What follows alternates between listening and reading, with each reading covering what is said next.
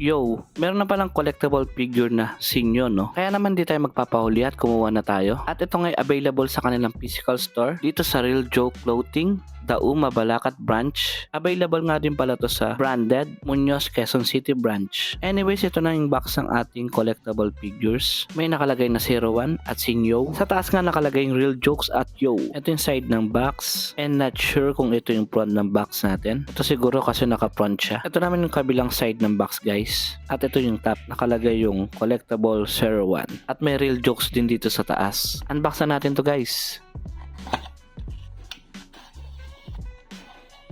Nasa around 3 inch tong figure. Parang rubber binilang kanyang material. Ito yung detailed ng kanyang cap, guys. Ang ganda. Kuwang-kuwa yung cap dito sa Real Jokes. Ito naman yung detalye na mukha ni Sinyo, guys. Ang angas at mukhang galit. May hikaw din siya dito. Ito yung detalye sa likod, guys. Number 1. Ang cute nga ng collectible figure na to. At tamang-tama sa mga may idol kay Sinyo. Sana magkaroon pa ng ibang version nito, no? Paikutin na natin to, guys. Pampanga's finest production.